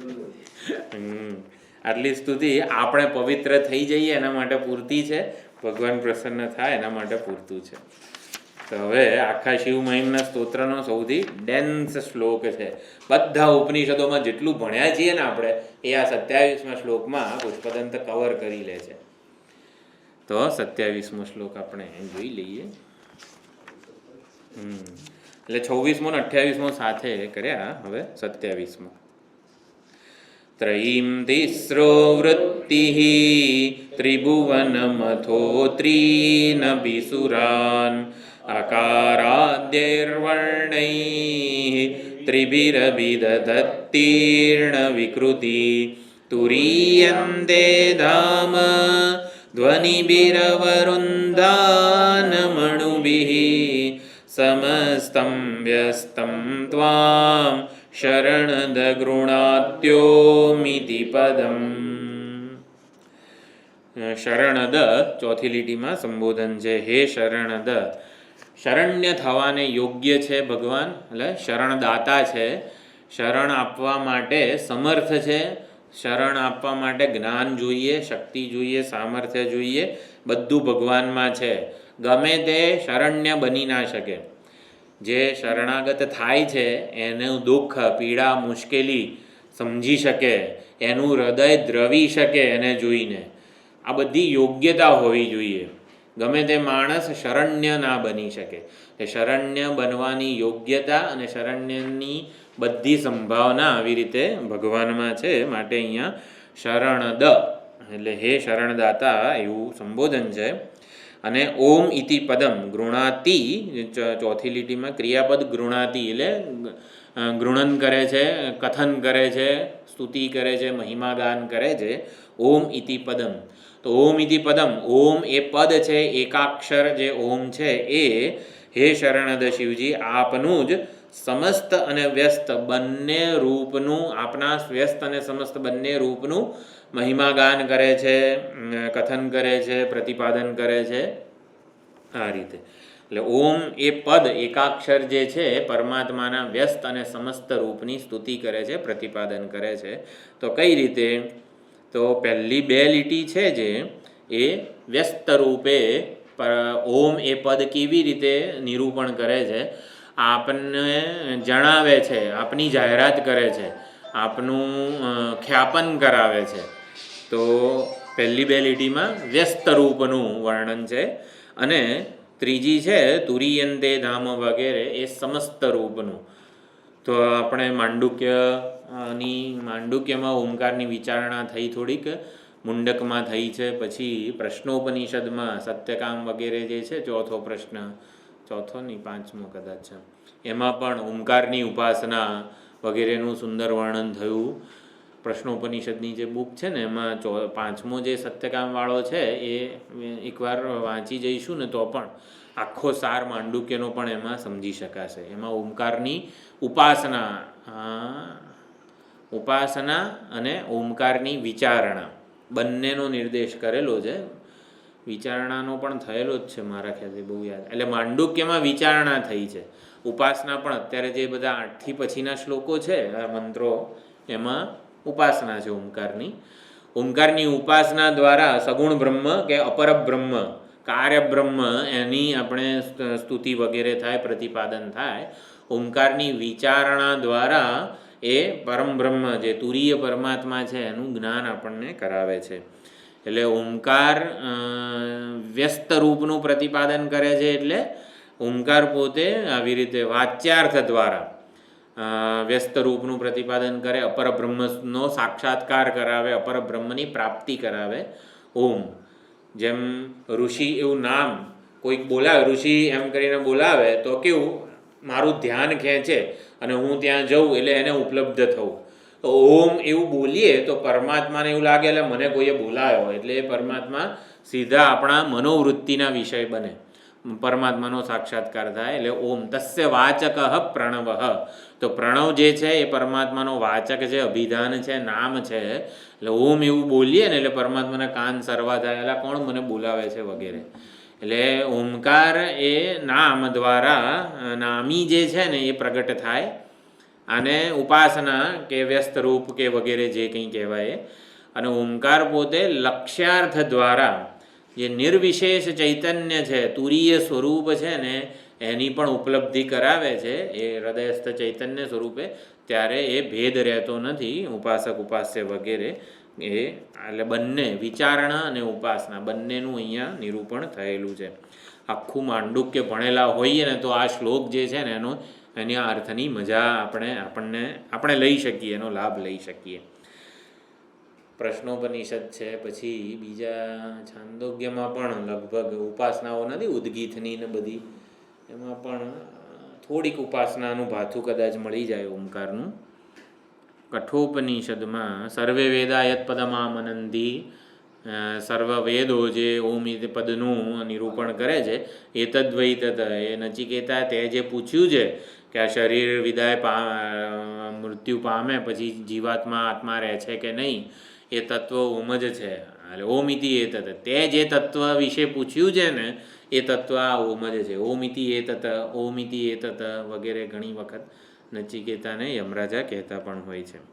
તો પહેલી બે લીટીમાં વ્યસ્ત ઉપાસના. વ્યસ્ત એટલે જેમ મેં કીધું કે હું સવારે ધારો કે એટલે કોઈ જે બા છે સ્કૂલે જતા હતા તો સવારે શિક્ષિકા કહેવાય, ઘરે આવે ત્યારે માં કહેવાય, સાંજે મંદિરમાં સત્સંગમાં જાય સાધક કહેવાય.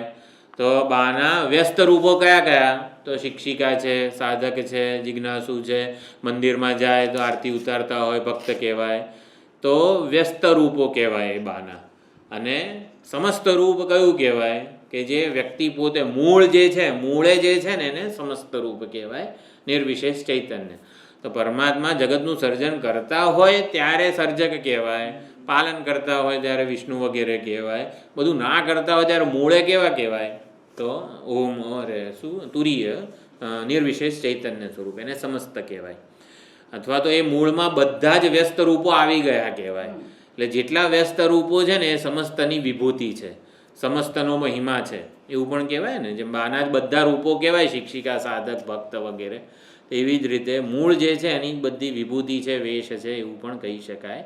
તો ઓમ બોલતાની સાથે જ ઓમ એ પદ છે એ પરમાત્માના બધા વ્યસ્ત રૂપોનું નિરૂપણ કરે છે, વ્યસ્ત રૂપો સુધી પહોંચી જાય છે, વ્યસ્ત રૂપોને સમાવી લે છે પોતાનામાં. એટલે ઓમ એવું પદ પરમાત્માના બધા વ્યસ્ત રૂપોને પોતાનામાં સમાવી લે છે, આંબી જાય છે, એનો નિર્દેશ કરી લે છે. એ પહેલી બે લીટીમાં કીધું. તુરીયંતે ધામ, અને ઓમનું જેને કહેવાય ને આપણે માંડુક્યમાં આત્માના 4 પાદ અને ઓમકારની 4 માત્રાઓ. તો 3 પાદ વિશ્વ ને વગેરે તો બરાબર, ઉમ એ માત્રાઓ વડે વૈશ્વાનર, તૈજસ અને ઈશ્વર, પ્રાજ્ઞ વગેરે જે છે એનું નિરૂપણ થાય. અને અમાત્ર એટલે એની કોઈ ધ્વનિ નથી, એમાં કોઈ વર્ણ નથી, એની કોઈ માત્રા નથી. એટલે બે ઓમકારની વચ્ચે જે બ્લેન્ક સ્પેસ અથવા તો શાંતિ છે એને અમાત્ર કીધેલું છે. હા, એમાંથી જ આખા જગતનું સર્જન, પાલન, લય બધું થતું હોય છે. એટલે અમાત્ર જે છે એ તુરીય કે ચતુર્થ માત્રા વગેરે કહેવાય, એના દ્વારા એ પરમાત્માના તુરીય પાદનું નિરૂપણ કરે છે. તો એ અહીંયા ત્રીજી લીટીમાં શું લખ્યું? તુરીયન તે ધામ. ધામ એટલે સાચું નિર્વિશેષ સ્વરૂપ. તો આપનું જે તુરીય ધામ છે, સાચું નિર્વિશેષ ચૈતન્ય સ્વરૂપ છે, એને ઓમકાર કેવી રીતે નિરૂપણ કરે છે? ધ્વનિભિહિ અવરુંધનમ અણુભિહિ, અણુભિહિ ધ્વનિભિહિ, અત્યંત સૂક્ષ્મ ધ્વનિ વડે, એટલે કે જાણે કે ધ્વનિ વગર એમ, એટલે શાંતિ વડે, બે ઓમકારના જપ વચ્ચેની જે શાંતિ છે એના વડે. અણુભિહિ ધ્વનિભિહિ એટલે કે જ્યારે કોઈ ઉચ્ચારણ થતું નથી એના વડે અવરુંધાનમ, આપનામાં આવી રીતે મનને એકાગ્ર કરી લે છે. અવરુંધાનમ પ્રતિપાદન કરે છે. અર્ધમાત્રા કે અમાત્ર જે છે એ સૂક્ષ્મ ધ્વનિ વડે પ્રતિપાદન કરે છે, અવબોધ કરાવે છે. અવરુંધાનમ એટલે પ્રતિપાદન કરે છે અથવા તો અવબોધ કરાવે છે. લક્ષણા એ અવબોધ કરાવે છે, સીધે સીધું નહીં. એ વાચ્યાર્થ દ્વારા લક્ષ્યાર્થમાં ક્વોન્ટમ જમ્પ કરાવીને, કૂદકો મરાવીને એ સીધો બોધ કરાવે છે, લક્ષિત કરે છે. લક્ષિત કરે છે એટલે સીધે સીધો નિર્દેશ ના થઈ શકતો હોય ને. જેમ કે સીતાજી ઓલું નિરૂપણ કરે છે ને રામચરિત માનસમાં. હા, એવી રીતે રામનો આ મારા પતિ છે એવું ના કહેવાય સીધે સીધું. એટલે લક્ષિત કરે છે એમ. એના એટલે અતદ્વ્યાવૃત્તિ વગેરે દ્વારા પણ લક્ષિત કરે છે, નેતિ નેતિ વગેરે દ્વારા લક્ષિત કરે છે. એટલે આ રીતે એટલે બહુ સુંદર અને એકદમ ગંભીર આપણે વિચાર જાણે કે કરવાનો છે. આખા માંડુક્યનો સાર આમાં પુષ્પદંત આચાર્ય વણી લે છે. તો પહેલું જે છે, પહેલી 2 લીટીમાં વ્યસ્ત ઉપાસના ત્રયીમ તિસ્રહ વૃત્તિ, જેટલું અ ઉ અને મ એ ઓમકારમાં અ ઉ મ એવા ધ્વનિ નથી, માત્રા નથી, વર્ણ નથી. ઓમકાર એકાક્ષર જ છે. જેમ ચા એકાક્ષરી. આપણે યજ્ઞ થતો હોય ને, લક્ષ્મીનારાયણજી આશ્રમમાં આવતા હોય ને બધા યજ્ઞ એકાક્ષરી કા પ્રબંધ હે કે નહીં? હા, એટલે એકાક્ષરી એટલે ચાનો પ્રબંધ થયો છે કે નહીં એમ. એટલે એવી રીતે એટલે કેવું સુંદર રીતે. તો ઓમ એ એકાક્ષર છે. ઓમમાં ઔમ એવું બધું નથી બોલવાનું. ઓમ એમ એક અક્ષર જ છે. એટલે ઔમ અને ઔમ એટલે દયાનંદજી મહારાજ આમ બહુ સુંદર રીતે, જેમ ઓલું શું ઊંટ કેવું આમાં એક જે જીભને ઓલું કાંટા વગેરે ખાય ને ત્યારે આમ આવું કંઈક કરે ને, આવું આમ આવું નથી કરવાનું. દયાનંદજી બહુ આમ એ કરતા હતા. આપણને ના આવડે એમના જેવું, પણ એટલે આવું આમ એવું નથી કરવાનું. અ ઉ મ ઓમકારના પોતાના પાઠ નથી સ્વરૂપતઃ, શાસ્ત્રએ અધ્યારોપિત કરેલા છે.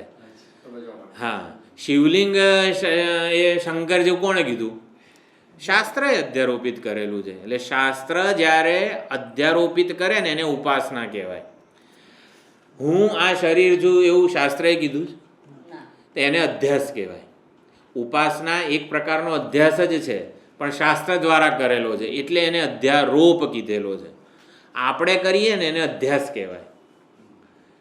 આપણાથી અજ્ઞાનને લીધે જે થઈ જાય છે એને અધ્યાસ કહેવાય. શાસ્ત્ર દ્વારા ડેલિબરેટલી આપણા આ અધ્યાસને દૂર કરવા માટે ડેલિબરેટલી જે કરવામાં આવે છે એને અધ્યારોપ કહેવાય.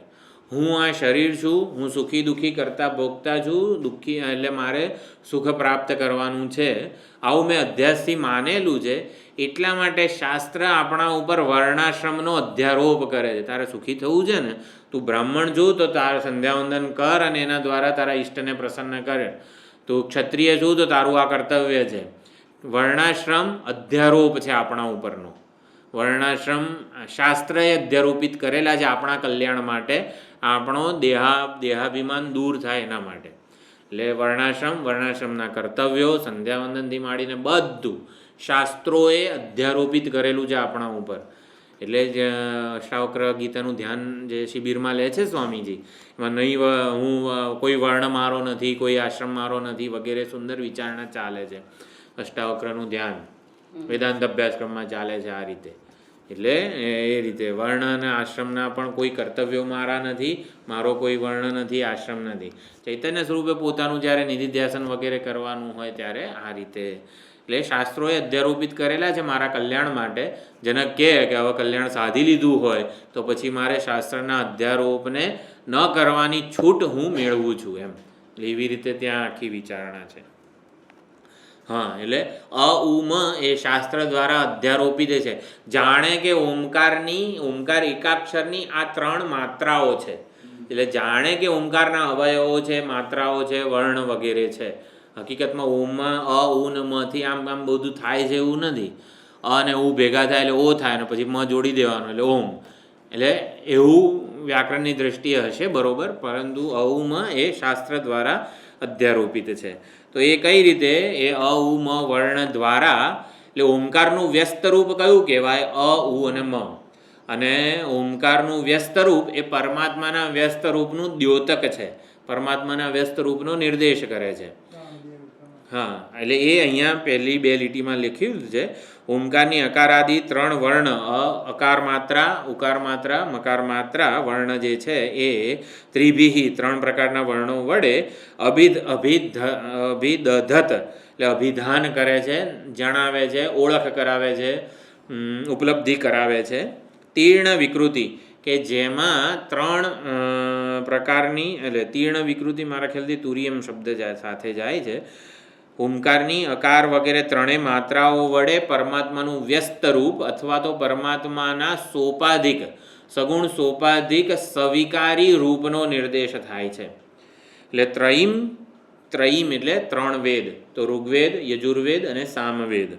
તિસ્રઃ વૃત્તિ, તો 3 વૃત્તિ. કઈ 3 વૃત્તિ? હા, વાહ ભાઈ. વૃત્તિ કીધી છે. વૃત્તિ એટલે અવસ્થાઓ. જાગ્રત, સ્વપ્ન અને સુષુપ્તિ 3 અવસ્થાઓ. ત્રિભુવનમ, ભૂહુ ભુવઃ સુવઃ, એ પ્રકારનું. પછી ત્રીનપી સુરાન, 3 દેવો બ્રહ્મા, વિષ્ણુ અને મહેશ. તો આ પ્રમાણે બીજું પણ જેટલી પણ ત્રિપુટીઓ છે એ બધાનું ઓમકારની આ 3 માત્રાઓ એને માપી લે છે, એનો નિર્દેશ કરે છે, એનું અભિધાન કરે છે, એને જણાવે છે. એટલે ઓમકારનું વ્યસ્ત રૂપ ઔમ દ્વારા સમગ્ર જગત જે છે, જાગ્રત જગત અકાર માત્રા વડે, સ્વપ્ન જગત જે છે એ ઉકાર માત્રા વડે, અને કારણ સુષુપ્તિ જગત જે છે એટલે કે સર્વનો બીજ ભાવ, સર્વનું કારણ જે છે એ મકાર માત્રા વડે મપાઈ જાય છે. મપાઈ ક્યારે જાય? શાસ્ત્ર દ્વારા મપાય. એટલે ઉપાસક જે છે એ અકાર માત્રા પ્રધાન જે ઉપાસના છે એના દ્વારા જગતમાં જેટલું પણ સ્થૂળ છે, જે સ્થૂળ પ્રપંચ અને સ્થૂળ પ્રપંચનો જે જાણનારો પ્રમાતા છે વૈશ્વાનર, એને અકાર માત્રા સાથે જોડી દે છે.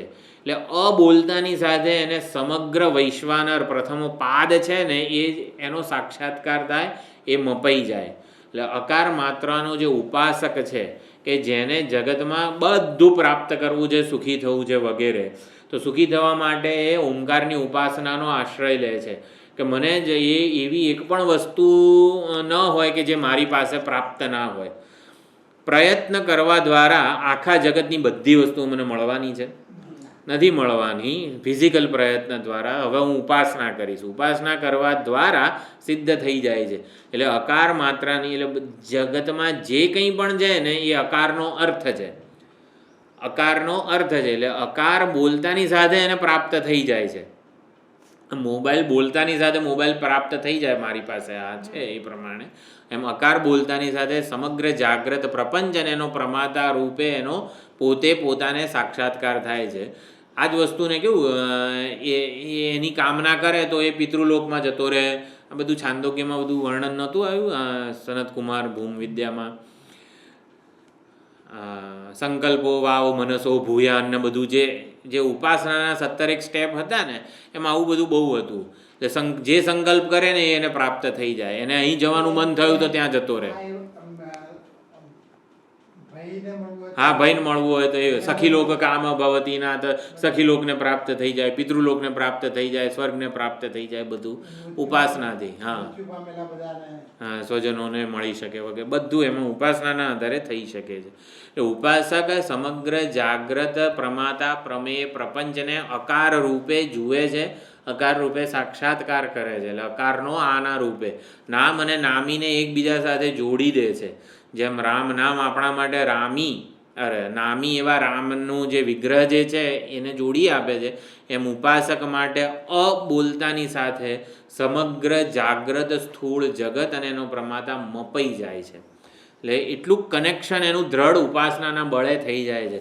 શિવલિંગમાં આપણી કેવી શંકર બુદ્ધિ છે સાક્ષાત, એમાં આપણને કોઈ દિવસ કાળો પથ્થર વગેરે નથી દેખાયું. આપણા એવા સંસ્કાર છે. તો એવી રીતે શાસ્ત્રોક્ત સંસ્કારો કે વિચારધારાના આધારે ઓમકારનો અકાર માત્રાનો ઉપાસક અકારને આવી રીતે પ્રાપ્ત કરી લે છે, અકારના અર્થને પ્રાપ્ત કરી લે છે. એટલે આ શું કહેવાય? અકાર માત્રાની ઉપાસના. ઉકાર એટલે સૂક્ષ્મ જગતને, સૂક્ષ્મ જગત એટલે સ્થૂળનો જે અભિમાની છે ને એ. આ મોબાઈલ સ્થૂળ છે. હવે મોબાઈલને જે પોતાનો માને છે ને કોણ છે? કે ઋષિ, કે જે એનો અભિમાની છે એ. તો ઉકાર માત્રાથી આ સૂક્ષ્મ સંપૂર્ણ સૂક્ષ્મ જગત અને એનો અભિમાની મપાઈ જાય છે, અને મકાર માત્રાથી બધાનું કારણ જે છે, બધાનો બીજ ભાવ જે છે એ મપાઈ જાય છે. એટલે આ રીતે ઓમકાર સત્વ રજસ તમસ 3 ગુણો પણ સમજી શકાય. બધું આવી રીતે ઓમકારનું વ્યસ્ત રૂપ, ઓમકારની આ વ્યસ્ત માત્રાઓ ભગવાનના વ્યસ્ત રૂપોને માપી લે છે. વ્યસ્ત રૂપ એટલે સગુણ સોપાધિક રૂપ. તો વ્યસ્તની ઉપાસના દ્વારા બધું જ મપાઈ જતું હોય, બધું જ પ્રાપ્ત થઈ જતું હોય, ઉપાસકને બધું મળી જાય છે. તો પછી પતી ગયું ને, સાધના પૂરી થઈ ગઈ કહેવાય. તમારે સ્થૂળ, સૂક્ષ્મ અને કારણ બધી જ વસ્તુઓ, એનો પ્રમાતા પ્રમેય બધું જ પ્રાપ્ત થઈ જાય તો પછી આમ પૂર્ણતા, જીવન લક્ષ્ય સિદ્ધ થઈ ગયું કહેવાય. એટલે અહીંયા લખ્યું છે કે પરમાત્માના વ્યસ્ત રૂપની ઉપાસનાની મર્યાદા શું છે, કે એમાં ઉપાધિ સાથે ને સાથે જ હોય છે. એટલે ઉપાધિમાં બધી જે મર્યાદાઓ હોય ને એ સાથે રહે છે, પ્રમાતા અને જુદાઈ વગેરે. પ્રમાતા અને પ્રમાતા પ્રમેયનો ભેદ છે ને. એટલે 88માં પાના ઉપર જો નીચે જે 3 અંડરલાઈન કરેલું છે, પરમાત્માના વ્યસ્ત રૂપોમાં પરમાત્મા તો હશે, પરંતુ વિકારી ઉપાધિ પણ સાથે હશે. એટલે પરમાત્માનું સમસ્ત રૂપ છે એ જ પરમાત્માનું ધામ છે, એ સ્થાયી છે, વિશ્વસનીય છે. શ્રી કૃષ્ણ પરમાત્મા વ્રજમાં પ્રગટ થયા, એટલે અવતાર લીધો, તો વ્રજવાસીઓને લાગ્યું કે હવે આપણું આખું જગત જે છે મળી ગયું છે, એટલે કંઈ જ નહીં. એટલે પણ છતાંય વિયોગ થયો. એટલે બધી જ એટલે પરમાત્માનું વ્યસ્ત રૂપ હોય ને એ આપણને પૂર્ણ સંતોષ ના આપી શકે, કારણ કે પરમાત્મા સમસ્ત આપણા હૃદયમાં જ છે, આપણાથી જુદા નથી. વ્યસ્ત રૂપો હંમેશા આપણા કરતાં જુદા જ રહે. એટલે વ્યસ્ત ઉપાસનાની આ એક મર્યાદા છે. આ મર્યાદા માત્ર વેદાંત જ આવી રીતે પ્રગટ કરે છે, બીજું કોઈ શાસ્ત્ર પ્રગટ કરતું નથી. એટલે ઓમકાર જે છે એ પરમ તત્વ જે શિવજી છે એનો વાચક છે. વાચક એટલે નામ છે, અભિધાન છે. એટલે આવી રીતે નિર્દેશ કરે છે પરમાત્માના દરેકે દરેક વ્યસ્ત રૂપોનો. સ્વર્ગ શું છે તો એ ઓમકારની ઉકાર માત્રા, મકાર માત્રા વગેરે જે કંઈ પણ સ્થૂળ જગતો હોય તો આવી ભૂહુ, ભુવઃ, સુવઃ, અ, ઉ, મ એવી રીતે પણ જોડી લેવામાં આવતું હોય છે. એ ત્રણેય માત્રાઓ વડે ઓમકાર પરમાત્માના બધા વ્યસ્ત રૂપોને માપી લે છે. એટલે આવો એક અર્થ કર્યો. ઓમકાર, અ, ઉ, મ એમ માત્રા વિશિષ્ટ વ્યસ્ત ઓમકાર મહાદેવના વ્યસ્ત રૂપોનું નિરૂપણ કરે છે, પ્રતિપાદન કરે છે. વ્યસ્ત રૂપમાં અનેક પ્રકારના ભેદ હોય અને સમસ્ત રૂપમાં ભેદ નથી, જુદાઈ નથી, નિર્ભેદ અખંડ એક તત્વ છે. એટલે વ્યસ્ત રૂપમાં સ્વગત સજાતીય વિજાતીય ભેદ હોય. કૃષ્ણ ભગવાન કરતાં રામ જુદા, રામ કરતાં શિવજી જુદા. એટલે પરમાત્માના વ્યસ્ત રૂપોમાં ભેદ છે, સ્વગત સજાતીય વિજાતીય, પણ સમસ્ત રૂપમાં કોઈ ભેદ નથી. સમસ્ત રૂપ નિર્ભેદ નિર્વિશેષ ચૈતન્ય સ્વરૂપ જ છે. જેમ હુંનું વ્યસ્ત રૂપ શરીર, ઇન્દ્રિય, મન, બુદ્ધિ બધા વ્યસ્ત રૂપ છે. દ્રષ્ટા, શ્રોતા, મંતા, વિજ્ઞાતા બધા વ્યસ્ત રૂપો છે. હું સમસ્ત રૂપ ચૈતન્ય સાક્ષી જે છે એ. એટલે વ્યસ્ત રૂપોનું અધિષ્ઠાન સમસ્ત રૂપ છે. ઋગ્વેદ, યજુર્વેદ વગેરે બધું સ્થૂળ વૃત્તિ એટલે જાગ્રત અવસ્થા, વિશ્વ, સૂક્ષ્મ વૃત્તિ સ્વપ્નાવસ્થા, તૈજસ, કારણ વૃત્તિ સુષુપ્તિ અવસ્થા, પ્રાજ્ઞ એટલે ઇન્દ્રિયો વડે જાણનારો, મન વડે જાણનારો અને અજ્ઞાનનો અનુભવ કરવાવાળો, એ બધા પ્રમાતાનું પણ અહીંયા નિર્દેશ થઈ ગયું. તો વૃત્તિ અવચ્છિન્ન ચૈતન્ય એ આપનું વ્યસ્ત રૂપ છે. વૃત્તિથી જે અવચ્છિન્ન સીમિત જણાય છે એ આપનું વ્યસ્ત રૂપ છે. વૃત્તિનું અધિષ્ઠાન જે છે એ પરમાત્માનું સમસ્ત રૂપ છે. તો આવી રીતે પણ બધી જ ત્રિપુટીઓ જે છે એનો નિર્દેશ આ ઓમકારનું ની ત્રણેય માત્રાઓ કરે છે. બધા લોક, ત્રણેય દેવ, બધી ત્રિપુટીઓ, દ્રષ્ટા, દૃશ્ય, દર્શન, ભોગતા, ભોગ્ય, ભોગ વગેરે બધી વસ્તુઓ. તે દર્શન કરીએ જ્યારે હું દ્રષ્ટા છું કે આ કેમેરો છે, દૃશ્ય છે અને આંખ વડે જોઈ રહ્યો છું, આ પરમાત્માના વ્યસ્ત રૂપ છે. ભોગવીએ ત્યારે ભોગતા, ભોગ્ય, ભોગ આ બધા પરમાત્માના વ્યસ્ત રૂપ છે. પરમાત્માના વ્યસ્ત રૂપો સાથે વ્યવહાર થઈ રહ્યો છે મારો. જગત ઈષધિ યુક્ત સેવનમ, આને જ જગતનું યોગ બુદ્ધિથી સેવન કર્યું કહેવાય. એટલે જગત ઈષધિ યુક્ત સેવનમ, પરમાત્માના વ્યસ્ત રૂપો સાથે મારો વ્યવહાર થઈ રહ્યો છે. અને હવે તુરીયમ તે ધામ એટલે તીર્ણ વિકૃતિ. તીર્ણ વિકૃતિ એટલે જે વિકારને તીર્ણ અતીત છે, જેણે વિકારોનેથી અતિક્રમણ કરી લીધું છે, એવું તીર્ણ વિકૃતિ આપનું તુરીય ધામ છે, જે આપનું નિર્વિશેષ ચૈતન્ય સ્વરૂપ છે. ત્રિપાદસ્ય અમૃતં દિવી, પાદોસ્ય વિશ્વભૂતાની ત્રિપાદસ્ય અમૃતં દિવી. પાદ એટલે આપણું જે આ વ્યસ્ત રૂપ છે, જે સમગ્ર જગત જે છે એ તો એક પાદ છે. આપનો ત્રિપાદ તો અતીત જ છે, એટલે કે નિર્વિશેષ ચૈતન્ય એ અધિષ્ઠાન છે, અનંત છે, એ જ બધા આ અધ્યારોપમાં પ્રગટ થઈ રહ્યું છે. એટલે તુરીય જે ચતુર્થ છે એ મૂળ છે, નિરુપાધિક સ્વરૂપ છે. પ્રપંચોપશમમ શિવમ શાંતમ ચતુર્થમ મન્યંતે સ આત્મા સવિજ્ઞેય, એ પ્રમાણે સર્વ વિશેષતાઓથી રહિત છે, તીર્ણ વિકૃતિ, સર્વ વાણીથી અતીત છે, ઇન્દ્રિય મન બધાથી અતીત છે, એવું આપનું તુરીય ધામ છે. અણુભિહિ ધ્વનિભિહિ અવરુંધાનમ, તો સૂક્ષ્મ ધ્વનિ વડે આપને આવી રીતે તુરીય ધામનું પ્રતિપાદન કરે છે. અ ઉ મ માત્રાઓ લય પામી જાય ત્યારે અમાત્ર ઓમકાર પરમાત્માના નિર્વિશેષ ચૈતન્યનો નિર્દેશ કરે છે. અમાત્ર ઓમકાર જ અધિષ્ઠાન છે, અમાત્ર ઓમકાર જ તુરીય છે. છેલ્લે જે 12મો મંત્ર આવ્યો માંડુક્યમાં, એમાં આ પ્રમાણે જ અમાત્ર જે છે એ કોઈ માત્રા નથી, અર્ધમાત્રા એવી કોઈ એવું માત્રા નથી, એ પરમ અધિષ્ઠાન જ છે, તુરીય પરમાત્મા જ છે, એવી રીતે ત્યાં પ્રતિપાદન થયું. એટલે ઓમકાર વાચક છે વ્યસ્ત સોપાધિક રૂપોનો, ઓમકાર લક્ષક છે સમસ્ત રૂપનો સ્વરૂપનો.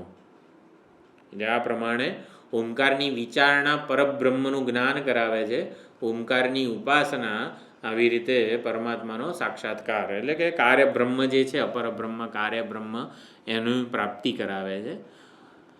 એટલે ઉપાસનાથી પ્રાપ્ત થાય, વિચારણાથી જ્ઞાન થાય છે, ઓળખ થાય છે, નિર્વિશેષ ચૈતન્યની ઓળખ થાય છે. એટલે વ્યસ્ત રૂપ ઇન્દ્રિય ગોચર હોય, સમસ્ત રૂપ જે છે એ ઇન્દ્રિયો વિચારો લાગણીઓ બધાને ઉજાળનારું છે. સમસ્ત રૂપ નિર્વિશેષ ચૈતન્ય છે, અંતઃકરણના વૃત્તિના સાક્ષી રૂપે અધિષ્ઠાન સ્વરૂપે છે. એટલે ઓમકારની આવી રીતે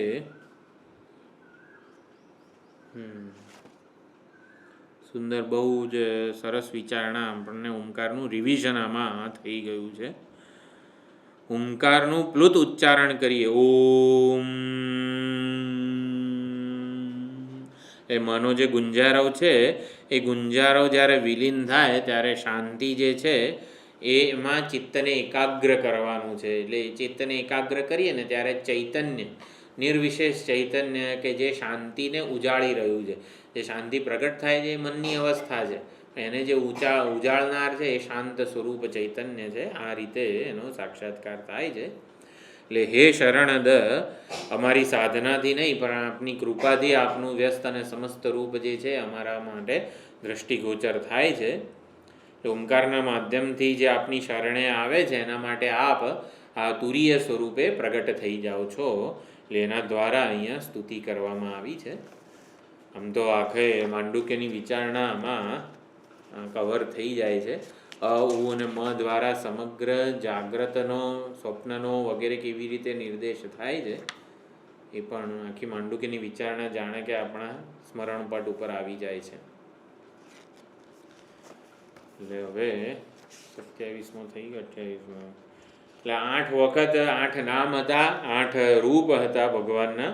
હવે 29મા શ્લોકમાં 8 વખત નમસ્કાર કરે છે, નમો નિધિષ્ઠાય વગેરે દ્વારા. સ્તુતિ હવે શું સૂજે છે, તો હવે નમસ્કાર જ ભગવાન શેષ રહ્યા છે. ભગવાન આપણે નમસ્કાર નમસ્કાર નમસ્કાર, એ રીતે આગળ 29મો 30મો એવી રીતે ચાલે છે આગળ. ઓમ પૂર્ણમદ પૂર્ણમિદં પૂર્ણાત પૂર્ણમુદચ્યતે પૂર્ણસ્ય પૂર્ણમાદાય પૂર્ણમેવાવશિષ્યતે. ઓમ શાંતિ શાંતિ શાંતિ. હરિ ઓમ. શ્રી ગુરુભ્યો નમઃ. હરિ ઓમ.